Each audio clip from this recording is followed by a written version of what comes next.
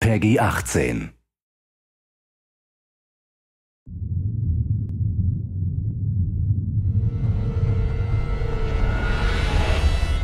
Hey everybody, Zachary Levi here in downtown San Diego at Comic-Con, more specifically at Nerd HQ, which is the epicenter of all things Tomb Raider. The anticipation is building as the team from Crystal Dynamics continues to say that this could be the game of their careers. Today we're going to dig a little bit deeper into the story with some of the key writers and designers who are brave enough to tackle the origin stories of Lara Croft. These are the final hours of Tomb Raider.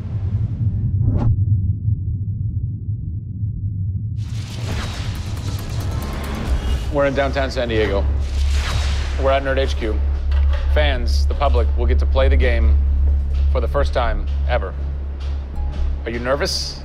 This is the most nervous time of the entire game. This is huge for us. This is the first time we're giving anybody the opportunity to put their hands on the game. It's not finished yet. It's hard to send it out into the world like that. It's a little young, it's a little fresh. When you put it in the public's hands, you're getting a very raw, unfiltered, like, hey, this is what we love and this is what we don't. You'll start to read about it now. You'll start to see it online. You'll start to get people's perspectives. We're making sure that we make it the best thing that we can for the fans, and these are the fans. Why make an origin story? You could just kind of continue with the Lara Croft Tomb Raider saga, but you didn't. Why? We didn't start with the idea of doing an origin story, actually. We started with the idea of doing something fresh. There haven't been very many games that have the opportunity to go back and tell a true origin story. There is very few games like this. In the history of the Tomb Raider franchise, there has not been a female lead writer until now, Rhianna Pratchett. For me, I didn't think of it like we needed a female writer to do that. Rhianna just nailed it. Rhianna Pratchett. Yep. Does it take a woman to know a woman?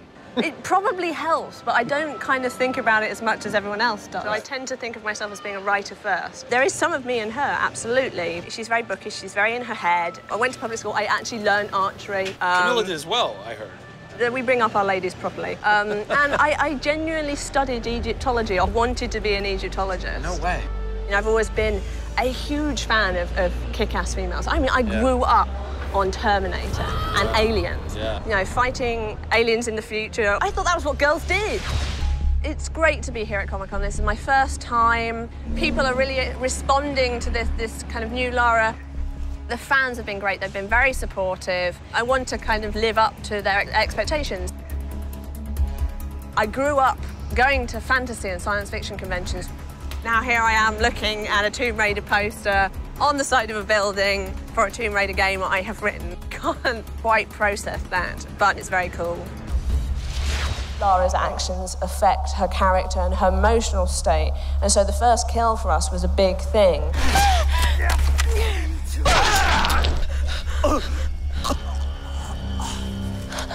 It's not comfortable to watch, and it shouldn't be. Oh, God! And it is about picking yourself up, despite the fact that you're scared. You can't have bravery without fear. In video games, you're kind of tweaking all the way down to delivery. Yeah.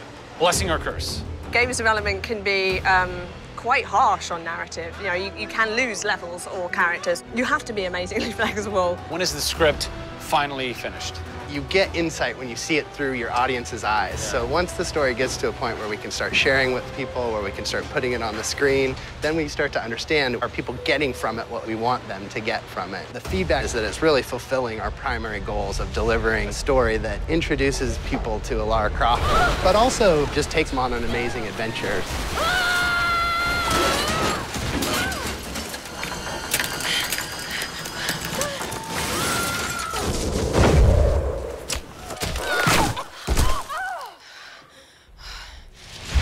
John Stattford, you're kind of the dialogue typist, word monkey. The words that you've been speaking for so long Yes. are from this everything man. that I've been through that's been extremely emotionally draining and painful, I have him to blame for. So we'll have words later about it. What were the challenges stepping into the heart and mind of a character like Lara Croft, who we've known for quite some time? Yes. Players' expectation is... You want to just jump right in, guns blazing? Controller, I'm awesome. I'm awesome. We want that. That's what video games basically allow gamers right? to feel. I am awesome. Challenge for me is to show her vulnerable. We're shipwrecked on an island inside the Dragon's Triangle. Still have a very playable game, but also show real emotional character. It's very difficult to do that in game. Please come and get me. You can do this, Lara. When you have really extreme circumstances, you have really extreme emotions. What the hell? Can't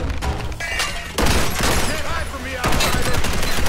It's all about her survival. She's basically willing to do whatever it takes.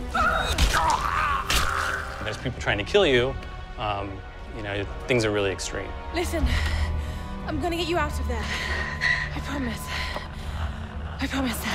I didn't want any lines to sound gamey. There was a good collaboration of making sure that really that didn't happen. That's very difficult writing, you know? How do you write a line that isn't just like, I should go there? Yeah. You know, I mean, that's... I bet there's something hidden in that crate. I want you to love this game in a way that really feels like the first time you played it, but do it in a way that people have never seen before. For me, it's crazy not to look at this as an opportunity to really start that dialogue. This is a game of our careers. This truly is the first time to sort of say, okay, this is it.